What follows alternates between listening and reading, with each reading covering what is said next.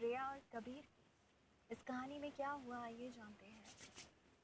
श्रेया को ऐसे रिएक्ट करते हुए देखकर कबीर वहीं पर खड़ा सोचने लगा कि कहीं इस पागल लड़की से शादी करके उसने कोई गलती तो नहीं कर दी। उसे ऐसी जंगली बिल्ली टाइप लड़कियां कभी नहीं पसंद थी। क्या वो झेल पाएगा इस लड़की को अगले 5-6 महीने के लिए? श्रेया आंखें बंद किए अपना हाथ अपने सीने पर रखकर दरवाजे के पास ही खड़ी थी। अभी भी उसका दिल तेजी से धड़क रहा था। ना चाहते हुए भी बार बार उसे कबीर ही दिख रहा था टॉवेल में। वो इंसान सच में बहुत ज्यादा हैंडसम था। उसको ऐसे देखकर पत्थर की मूरत इंसान बन जाए। तभी दरवाजा खुला। कबीर अब पूरे कपड़ों में था। उसने श्रेया की तरफ देखा और कहा, अगर तुम्हारा ड्रामा खत्म हो गया हो तो अंदर आ जाओ। तुम्हारी इन हरकतों को देखकर किसी को 2 मिनट नहीं लगेगा सच्चाई क्या है जानने के लिए। श्रेया कबीर से नजरें नहीं मिला पा रही थी। बिना कुछ बोली वो झट से अंदर भाग गई। वो अब कार्टून जैसी हरकतें कर रही थी। कबीर उसे लगातार देखे जा रहा था। किसी अजनबी के साथ रूम शेयर करना आसान बात तो नहीं थी। भले ही दोनों अब कानूनन शादीशुदा थे, पर दोनों के लिए ये एक बेमतलब का रिश्ता था, बस कुछ ही दिनों का। श्रेया कबीर के पास आई और नजरें नीचे करके ही उसने बोला, सॉरी, मैंने शायद ओवर रिएक्ट कर दिया। एक्चुअली मुझे आदत नहीं है ये सब देखने की। आई मीन श्रेया एक्सप्लेन करने की कोशिश कर रही थी और कबीर अभी भी उसी को देखे जा रहा था। श्रेया के इस मासूम चेहरे में कुछ तो ऐसी खूबी थी जो बार बार कबीर को अपनी तरफ अट्रैक्ट करता था। जैसे ही कबीर को रियलाइज हुआ, उसने झट से अपनी नजर उसके चेहरे से हटाते हुए कहा, मैं नहीं जानता कि आज तक तुम्हारी क्या क्या बुरी आदतें थी, लेकिन अब मैं ये उम्मीद करता हूँ कि तुम सबसे पहले ये सीख लो कि जब भी किसी के कमरे में जाना हो तो पहले नॉक कर लो। टिपिकल श्रेया बिना मुंह तोड़ जवाब दिए वो भला कैसे चुप रह पाती। ओ सॉरी, मैं दरवाजा खटखटा कर नहीं आई, क्योंकि मेरे फोन पर ये नोटिफिकेशन तो आया ही नहीं कि तुम यहाँ बिना कपड़ों के खड़े हो। लेकिन तुम भी तो ये जानते हो कि अब तुम्हारे साथ कोई और भी ये रूम शेयर करने वाला है। इस तरह बिना कपड़ों के तुम क्यों घूम रहे थे? यू। कबीर ने उसे दांत पीसते हुए एक इंटेंस लुक दिया और रूम से बाहर जाने लगा।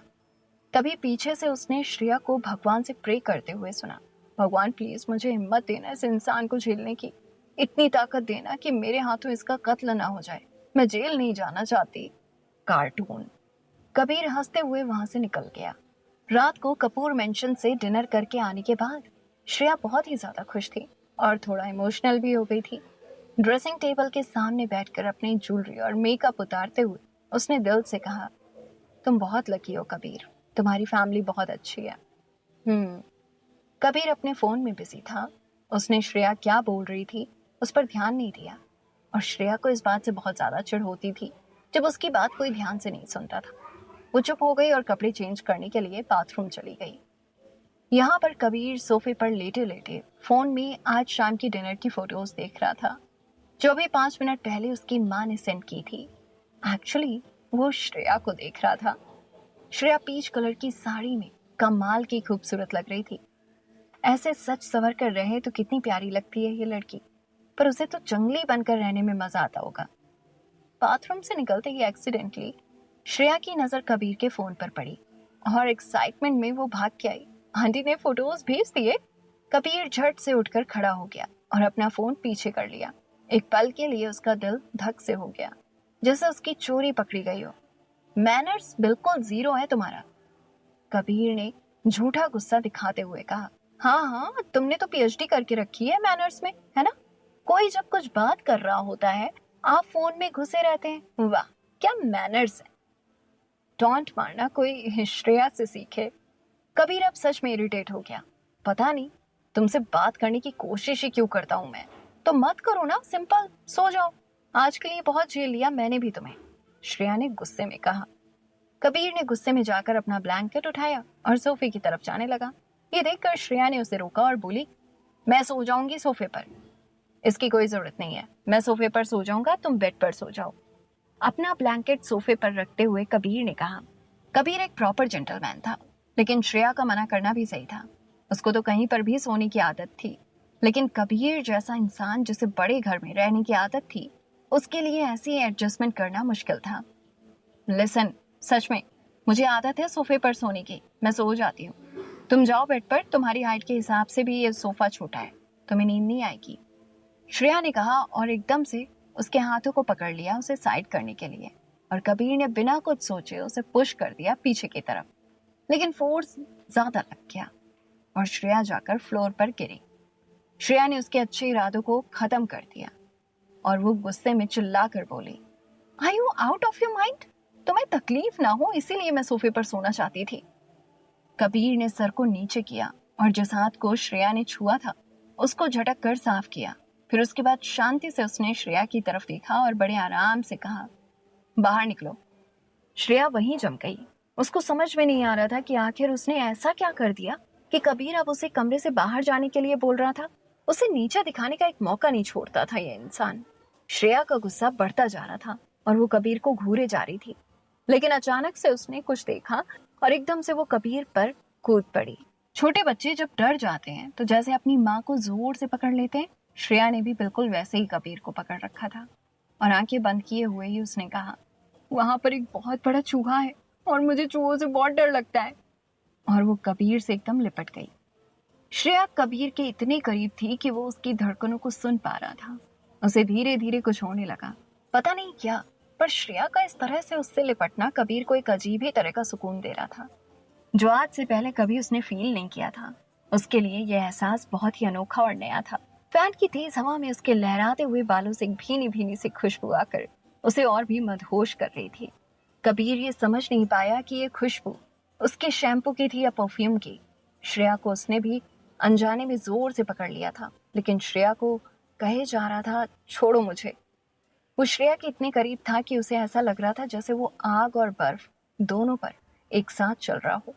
रेशम से नरम और पानी सा ढलने वाले श्रेया के शरीर के इतने करीब आकर कबीर समझ ही नहीं पा रहा था कि उसे एग्जैक्टली कैसा महसूस हो रहा था।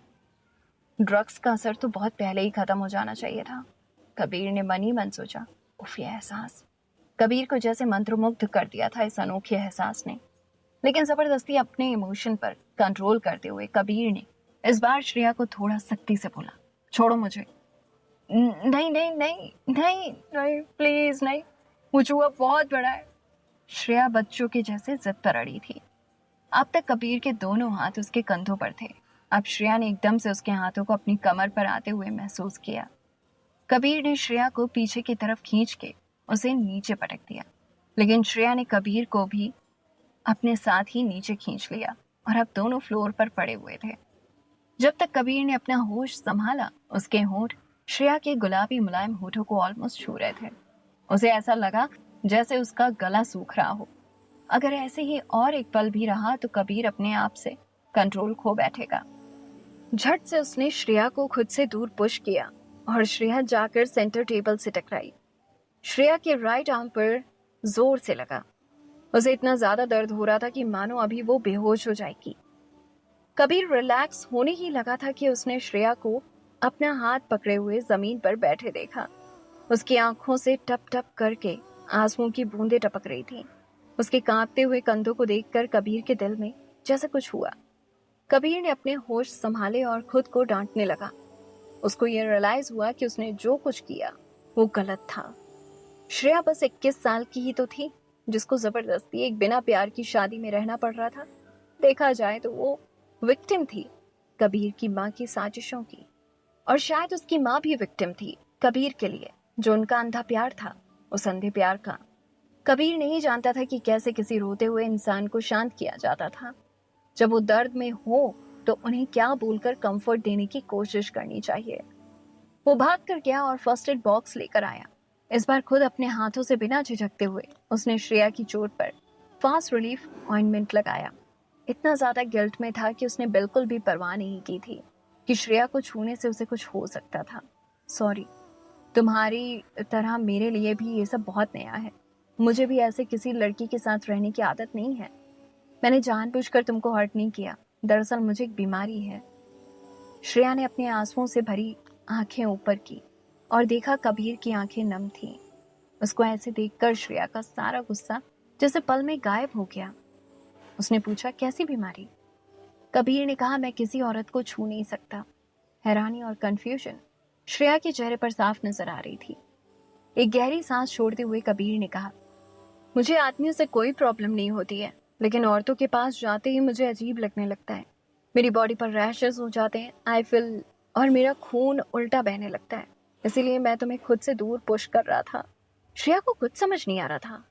हैरान होकर उसने पूछा, क्या सच में ऐसी कोई बीमारी होती है या फिर ये कोई मानसिक बीमारी है? कबीर वहीं उसके ठीक सामने सीधा बैठा हुआ था। देखने में तो वो बिल्कुल ठीक ठाक लग रहा था। उसकी आंखें अब शांत लग रही थी। 30 सालों में पता नहीं कितने डॉक्टर्स से इस बीमारी को ठीक करने के लिए कंसल्ट कर चुका था, लेकिन इलाज किसी के पास नहीं था और अब उसको इस बीमारी के साथ रहने की आदत हो चुकी थी। कबीर बहुत थका हुआ था। अपने माथे को अपनी उंगलियों से हल्का हल्का दबाते हुए उसने कहा, ये बात बाहर किसी को नहीं पता है। उम्मीद है तुम भी इसे राज ही रखोगी। मैंने तुम्हें ये बात सिर्फ इसलिए बताई क्योंकि तुम्हें अब अगले कुछ महीनों के लिए साथ रहना है। मेरी फैमिली चाहती थी कि मैं तुमसे शादी करूं क्योंकि उन्हें लगता है कि तुम मेरी बीमारी ठीक कर सकती हो बिकॉज ऑफ दैट नाइट। इसीलिए मुझे तुमसे शादी करनी पड़ी। इतना सब बताने के बावजूद कबीर ने ये नहीं बताया कि उस रात दोनों को ड्रग्स उसकी माँ ने ही दिया था। श्रेया को कबीर के लिए इतना ज्यादा बुरा लग रहा था कि उसने झट से कबीर को हक कर लिया। उसे असल में ये ध्यान ही नहीं रहा कि वो कबीर को छू नहीं सकती। ना ही उस वक्त कबीर को ही इस बात का ध्यान था। उसे श्रेया का इस तरह से उसको हक करना अच्छा लग रहा था। तुम्हारी कोई गलती नहीं है कि तुम्हें ये बीमारी है Kabir. I am so sorry. मैंने तुम्हें छुआ। और ये बोलते ही वो झट से कबीर से दूर हो गई। कबीर को भी अब जाकर ये रियलाइज हुआ। तुम्हें उल्टी जैसा फील हो रहा है क्या? रैशेस तो नहीं हुआ है ना? चेक करो प्लीज।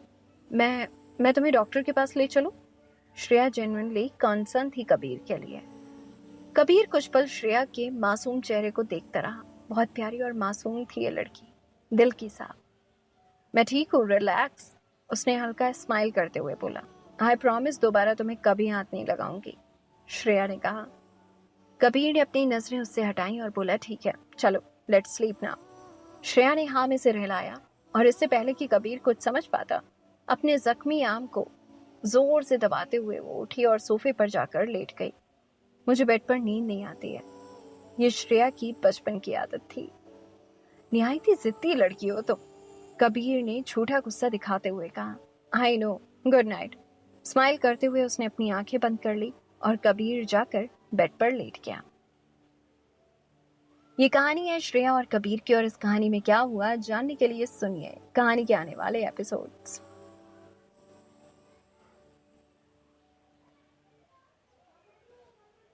हाय, मैं हूँ खुशी और आप सुन रहे हैं कहानी श्रेया और कबीर की। इस कहानी में क्या हुआ ये जानते हैं। नेक्स्ट डे सुबह श्रेया ने जैसे ही अपनी आंखें खोली, एक पल के लिए उसे झटका सा लगा इस अनजान जगह को देखकर। फिर उसे याद आया कि वो कबीर के घर में थी और उसकी अब शादी भी हो चुकी थी। उसने अंगड़ाई लेते हुए चारों तरफ देखा लेकिन कबीर रूम पर नहीं था। डाइनिंग एरिया में आते आते श्रेया के कदम रुक गए। उसने डोर से कबीर को देखा। वो लैपटॉप में कुछ टाइप करते हुए अपनी कॉफी पी रहा था।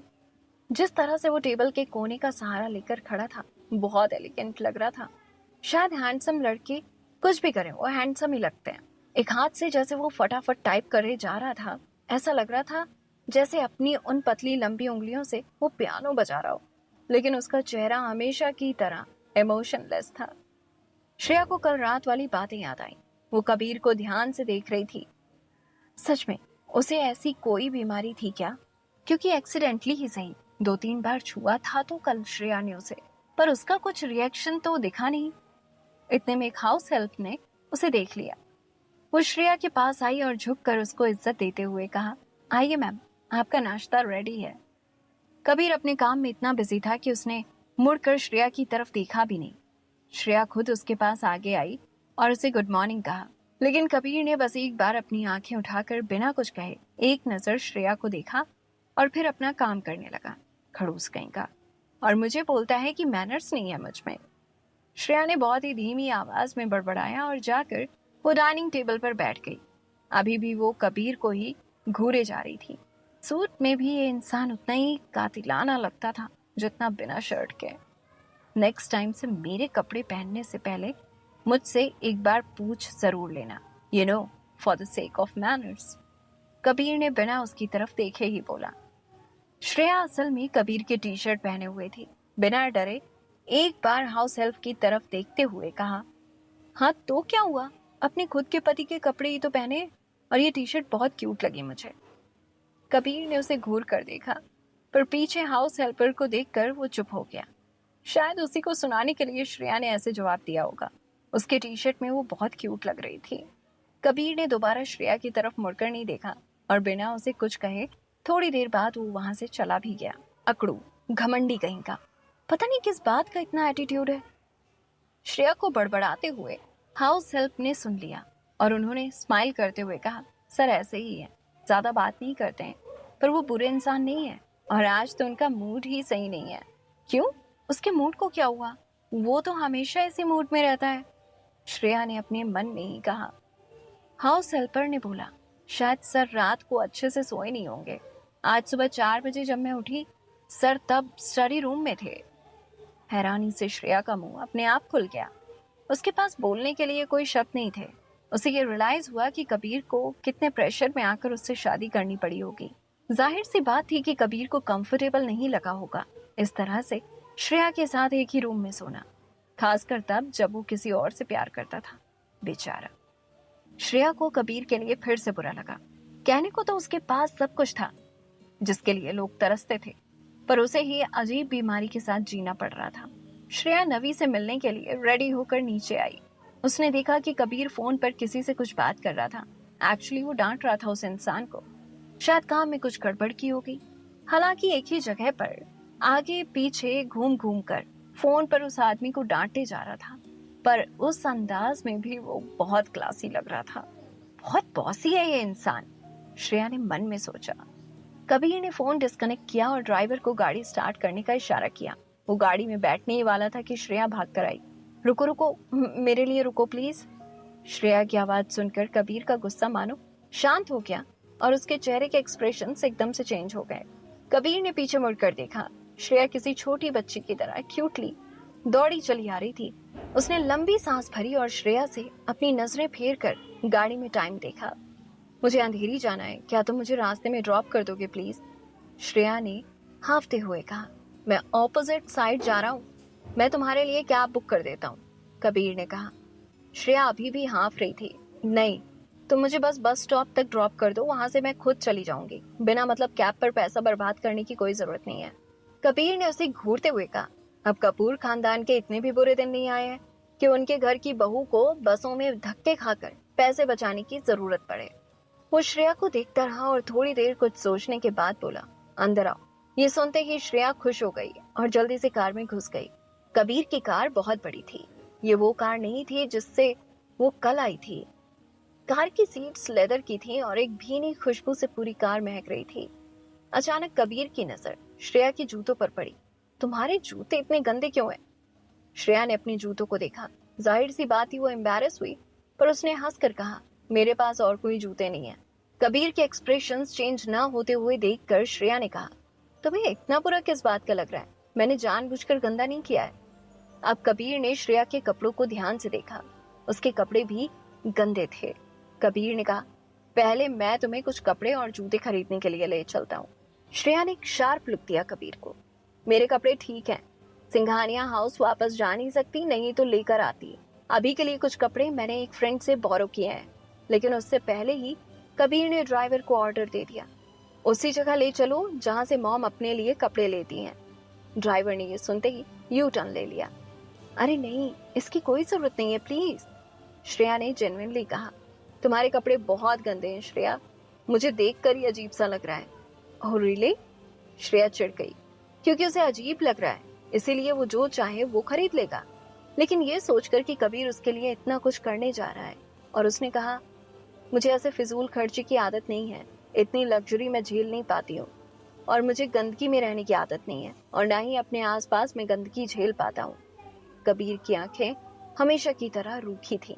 श्रेया ने देखा कबीर को, फिर आराम से उसने बोला, अमीर लोग इतने प्रिविलेज्ड होते हैं कि अपने कपड़े बिना रिपीट किए हर रोज बदल कर पहन सकते हैं, और हम जैसे लोग अपना हर कपड़ा बार बार धोकर पहनते हैं और उसे तब तक पहनते हैं जब तक उसका रंग ना उड़ जाए, वो घिस कर फट के खराब ना हो जाए।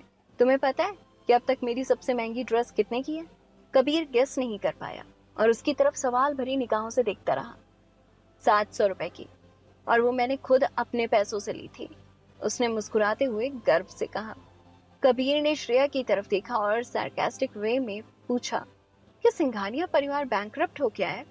कबीर का सवाल सुनकर श्रेया खिलखिलाकर हंस पड़ी और उसके सवाल को टालने की कोशिश करते हुए उसने कहा, तो तुम्हें ये पता है कि मैं सिंघानिया फैमिली से हूँ? ऑब्वियसली, तुम्हें क्या लगता है कि मैं यूं ही बिना बैकग्राउंड चेक करे किसी से भी शादी कर लूंगा? तो क्या तुम्हें ये नहीं पता चला कि मैं उदय सिंघानिया की नाजायज बेटी हूँ? कबीर चुप हो गया। उसे ये बात पता थी, पर उसने कुछ नहीं बोला और खिड़की से बाहर देखने लगा। श्रेया थोड़ी इमोशनल हो गई और रास्ते पर देखते हुए उसने कहा, मेरे बाप ने कभी मुझे सिंघानिया खानदान का हिस्सा नहीं समझा। जब मैं बच्ची थी तो मैं नैनी के साथ रहती थी। बड़ी हो गई तो शायद मेरी सौतेली माँ को मुझ पर दया आ गई और मुझे स्टोर रूम में एक कोना दे दिया गया, ये कहते हुए कि वो मेरा खुद का कमरा है। गहरी सांस छोड़कर श्रेया ने फिर से कहा, उनकी दोनों जायज बेटियों के पुराने कपड़ों और जूतों को ही मैं खुशी खुशी नया समझकर पहना करती थी। ये सारी बातें सुनकर कबीर शॉक्ड रह गया।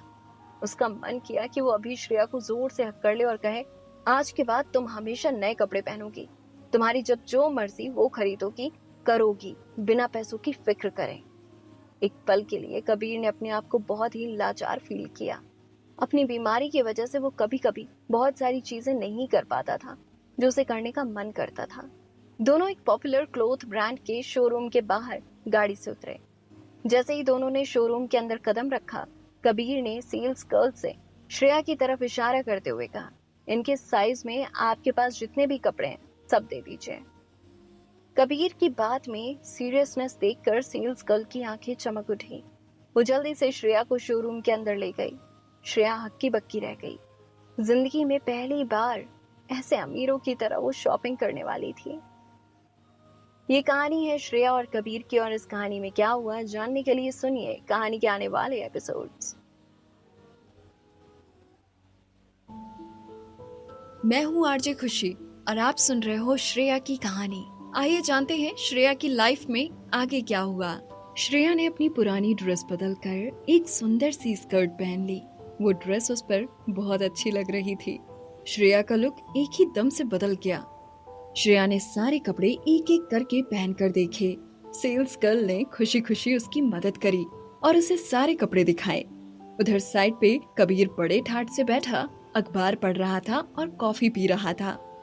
हालांकि श्रेया ने शुरुआत में मना किया था, लेकिन शोरूम में आने के बाद वो सब भूल गई। वो पूरे शोरूम में घूम रही थी, हर चीज को भौचक्की होकर देख रही थी। सच में ऐसा लग रहा था जैसे उसने कभी भी अच्छे कपड़े नहीं पहने थे। जब कबीर ने सर ऊपर करके देखा तो श्रेया उसके सामने एक बहुत सुंदर हरे रंग का गाउन पहने खड़ी थी। उस गाउन में उसकी सफेद स्किन और भी ज्यादा सुंदर लग रही थी। वो बारिश के बाद किसी नदी जैसी लग रही थी, ताजा और आंखों को सुकून देने वाली। वो उस ड्रेस में बहुत ज्यादा सुंदर और सेक्सी लग रही थी और साथ ही प्यारी भी। सेल्स गर्ल ने उसको देखा और मुस्कुराते हुए उसकी तारीफ की। इस ड्रेस में आप बहुत सुंदर लग रही हैं मैम, ऐसा लग रहा है जैसे ये ड्रेस आपके लिए ही बनी है। श्रेया को अपनी तारीफ सुनकर शर्म आ रही थी।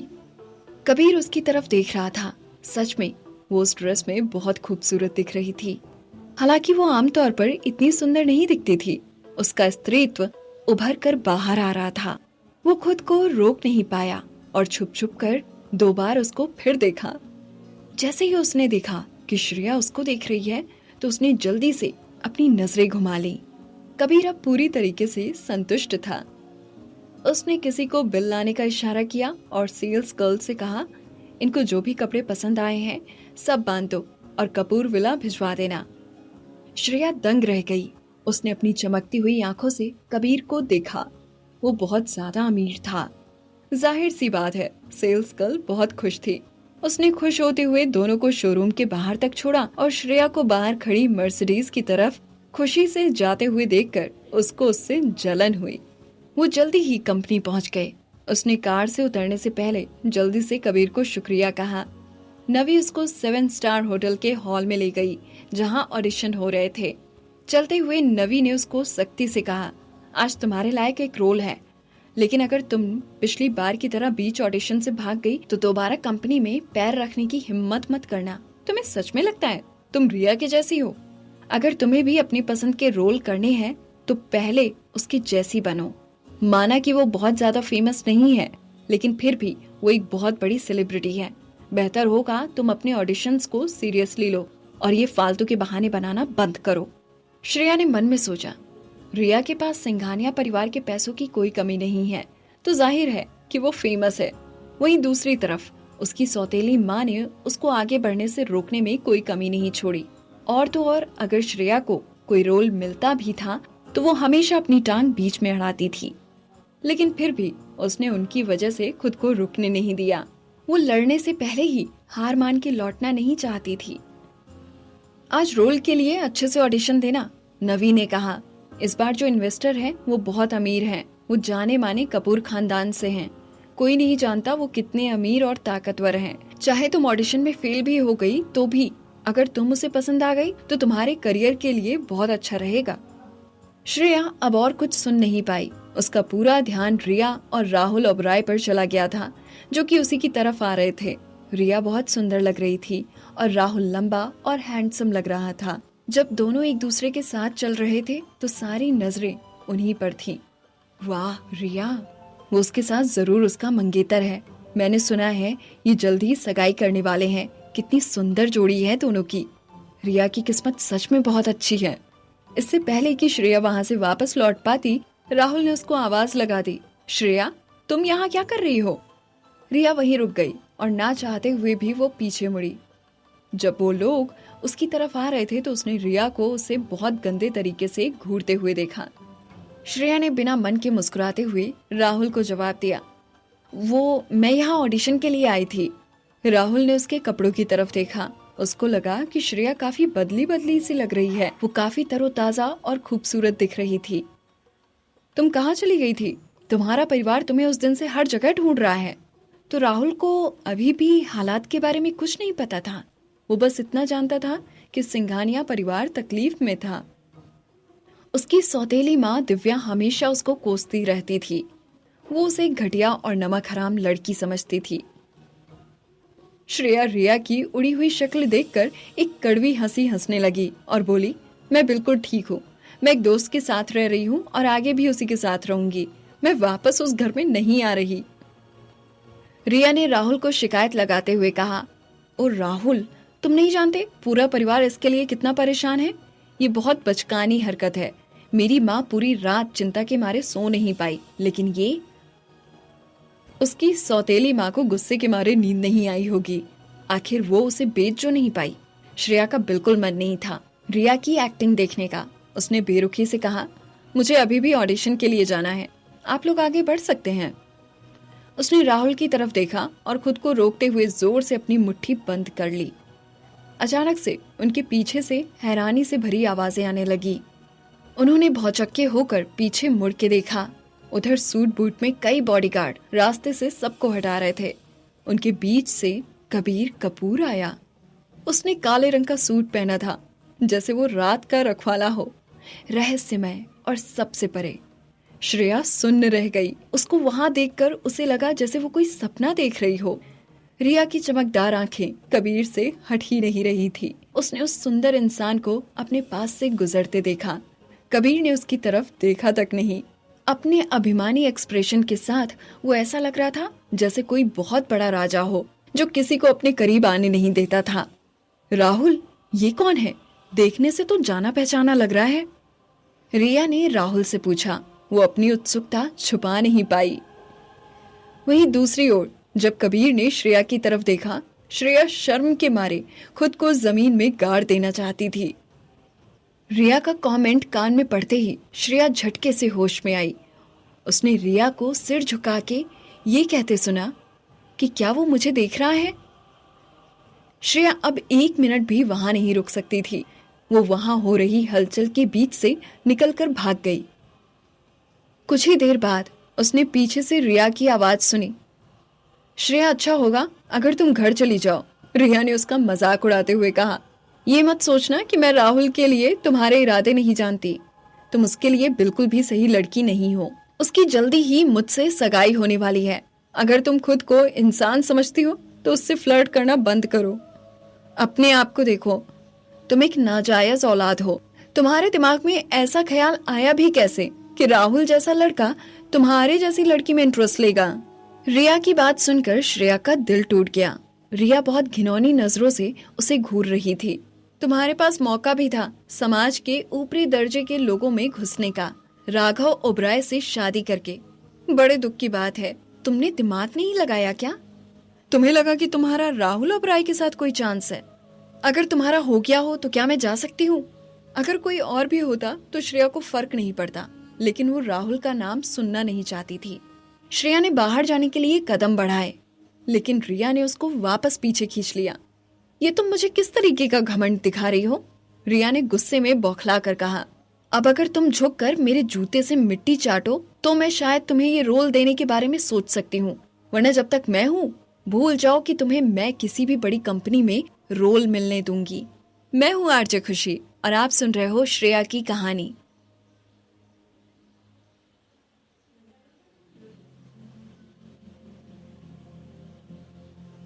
दोस्तों, मैं हूँ खुशी और आप सुन रहे हो श्रेया की कहानी। श्रेया को रिया की बात सुनकर बड़ा अचंभा हुआ। उसने कहा, तुम्हें क्या लगता है तुम कौन हो? समझती क्या हो खुद को तुम? रिया श्रेया को याद दिलाने के लिए थप्पड़ मारने ही वाली थी, लेकिन अचानक से उसके सुंदर चेहरे के भाव बदल गए। एक ही दम से वो बड़े प्यार से बोली, जो भी हो तुम्हें जल्दी घर लौट आना चाहिए। आखिर मैं तुम्हारी बड़ी बहन हूँ, मुझे तुम्हारी फिक्र है। श्रेया ने हैरानी से उसके बदलते हुए भाव देखे। वो कुछ समझ नहीं पा रही थी।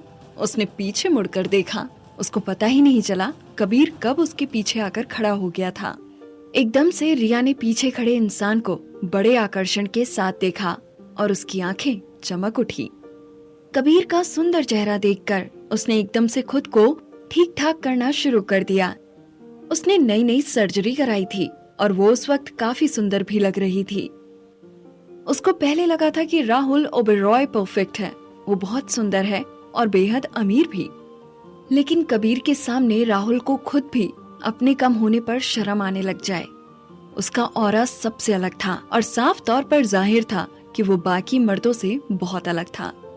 रिया उसकी तरफ बहुत आकर्षित हो रही थी और अपना आपा खोने ही वाली थी, लेकिन कबीर ने उसको बस एक नजर देखा और फिर उसने अपनी नजरें श्रेया के सहमे हुए चेहरे पर टिका दी। वो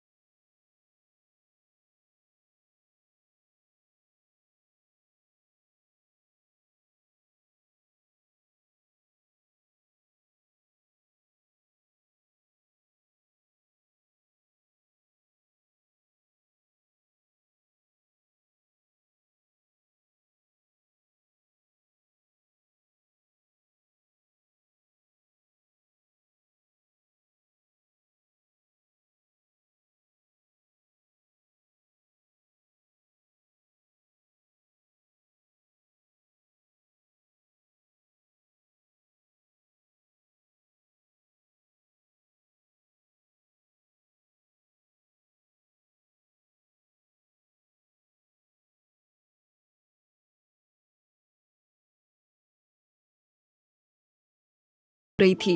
वो श्रेया को जाते हुए देख रही थी और उसको उससे नफरत हो रही थी। श्रेया कबीर के पीछे चलती रही। मदद के लिए शुक्रिया, उसने कबीर से कहा। कबीर ने बिना देखे उसको पूछा, लेकिन तुम यहाँ क्या कर रही हो? श्रेया ने जवाब दिया, ओ वो मैं एक रोल के लिए ऑडिशन देना चाहती थी, तो मैं यहाँ निर्देशक से मिलने आई थी ताकि वो मुझे ऑडिशन देने का मौका दे। ओ, कबीर ने उसके हर एक गाउन की तरफ देखा। वो उस कपड़ों में बेहद खूबसूरत लग रही थी। ठीक है, जब तुम्हारा काम हो जाए तो मेरे पास ही आ जाना, मैं तुम्हें घर ले जाऊंगा। ठीक है, श्रेया ने सिर हिलाया। लेकिन तुम यहाँ क्या कर रहे हो? मेरा परिवार इस होटल का मालिक है, उसने साफ साफ कहा। अच्छा, इसलिए? श्रेया ने मन में सोचा। वो बड़ी हैरान थी। इतना बड़ा होटल? उसने कबीर को बाय बोला और अपना काम करने चली गई। उसको जाते हुए देखकर कबीर अपने असिस्टेंट की तरफ मुड़ा और उसने पूछा, ये यहाँ ऑडिशन देने के लिए आई है? श्रेया जिस ओर गई थी उस दिशा में देखते हुए असिस्टेंट ने जवाब दिया, जी सर, मैडम एक फिल्म में रोल के लिए ऑडिशन देने आई हैं, जिसमें आपकी फैमिली पैसे लगा रही है ताकि उनके होटलों की प्रमोशन हो। जल्द ही शूटिंग शुरू हो जाएगी। आपके छोटे भाई इसमें मुख्य भूमिका निभा रहे हैं। कबीर ने उसी दिशा में देखा जिधर श्रेया गई थी और अपना मुंह नीचे करते हुए असिस्टेंट को निर्देश दिया, बाहर जाओ और कुछ इंतजाम करो। श्रेया जब अंदर गई तो उसको निर्देशक को ढूंढने के लिए बहुत मेहनत करनी पड़ी। वो बेशर्मी से उसके सामने चली गई और बोली, हेलो सर। निर्देशक ने हैरानी से उसकी तरफ देखा और पूछा, और आप कौन हैं? ओ, मेरा नाम श्रेया है, मैं एक अभिनेत्री हूँ। निर्देशक सब समझ गया और उसने जल्दी से श्रेया को जवाब दिया, देखो, अगर तुम ऑडिशन के बारे में बात करने आई हो तो मेरी असिस्टेंट से बात करो, ये सब मामले वो ही देखता है। ये निर्देशक बहुत फेमस था और उसका काम अव्वल दर्जे का था। इनके इस तरह नजदीक आना इतना आसान नहीं था, लेकिन इस तरीके के काम में कभी कभी मोटी चमड़ी का होकर ही काम निकलता था। मैं जानती हूँ सर, मैं यहाँ रोल मांगने नहीं आई हूँ। मैं तो बस आपसे मिलकर आपको ये बताना चाहती थी कि जब से मैंने ग्रेजुएशन की है तब से मैं आपसे बहुत इंस्पायर हुई हूँ।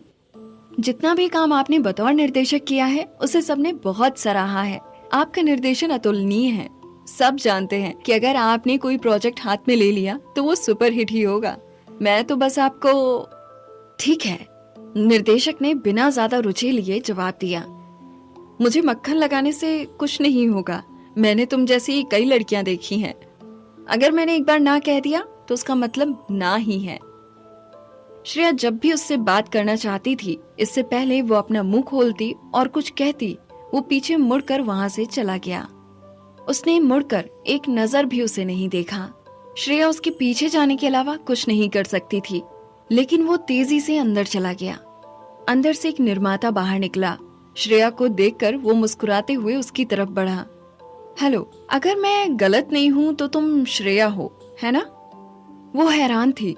उसने जल्दी से स्माइल करते हुए कहा, जी हाँ सर। आप मुझे जानते हैं? हाँ, मैंने तुम्हारे शो देखे हैं। हालांकि तुम्हें ज्यादा बड़े रोल नहीं मिले, लेकिन तुम अच्छी अदाकारा हो, तो तुम्हें रोल चाहिए। श्रेया ने बड़ी धीमी आवाज में कहा, मैं तो बस ऑडिशन देने का एक मौका चाहती हूँ। निर्माता ने उसकी बात सुनकर कहा, ठीक है, मैं निर्देशक सर से बात करता हूँ। तुम आज से कुछ दिन बाद ऑडिशन देने के लिए आ सकती हो। श्रेया ने हैरानी से उसको देखा। उसको यकीन नहीं हो रहा था। क्या सच में? हाँ बिल्कुल, तुम बस दिल लगा के मेहनत करो। उसके बाद श्रेया वापस उसी जगह चली गई जहाँ कबीर ने उसे आने को कहा था। वो अंदर बैठा था और उसके हाथ में कुछ कागजात थे जिन्हें वो पढ़ रहा था। उसने आंख उठाकर देखा तो उसको श्रेया के चेहरे पे हल्की सी खुशी के भाव दिखे। जब उसने मुस्कुराया तो उसकी आंखें बड़े आकर्षक ढंग से लगभग बंद हो गई। तुम बड़ी खुश लग रही हो, उसने कहा। श्रेया ने बोलना शुरू किया, बिल्कुल, मुझे एक बहुत बड़े निर्देशक ने ऑडिशन के लिए बुलाया है। मैं जानती थी जब तक मैं कोशिश करती रहूंगी मुझे उसका फल भी मिलेगा। मेरा भी नाम इस इंडस्ट्री में बन रहा है। उस निर्माता को मेरा नाम भी पहले से ही पता था। मेरे अच्छे दिन जल्दी ही आने वाले हैं। मैं बहुत खुश हूँ। वो खुश हो गई और उसने खुशी के मारे कबीर की बाजू पकड़ ली और खुशी खुशी उसे झुलाने लगी। कबीर ने नीचे सर किया और भटके हुए हाथ को हैरान होकर देखा। वो अनजाने में अपनी उंगलियां उसकी बाजू पर फेर रही थी। वो अभी भी उसकी बाजू को झुला रही थी। जैसे ही उसकी नजरें कबीर की नजरों पे पड़ी, उसको एहसास हुआ कि कुछ गलत है और उसने जल्दी से अपना हाथ हटा लिया। माफ करना, वो मैं एक पल के लिए होश खो बैठी थी। मैंने ध्यान नहीं दिया। Really sorry. मैं दोबारा ऐसा नहीं करूंगी। कबीर उसको घूरता रहा, लेकिन उसको बिल्कुल भी ऐसा नहीं लगा कि उसकी बीमारी की वजह से उसको कोई परेशानी हुई हो। चलो घर चलते हैं। श्रेया खुशी से उछलते हुए उसके पीछे गई। उसके बॉडीगार्ड्स ने आगे चलकर उसका रास्ता साफ किया। उन्होंने उसके लिए दरवाजा खोला जैसे वो कहीं का राजा हो। कबीर को देखते हुए श्रेया ने सोचा कि ये सच में बाकी सबसे बहुत अलग है। कबीर, तुम कोई बहुत बड़े इंसान हो क्या? इस कहानी में आगे क्या हुआ जानने के लिए सुनते रहिए मुझे यानी आरजे खुशी को।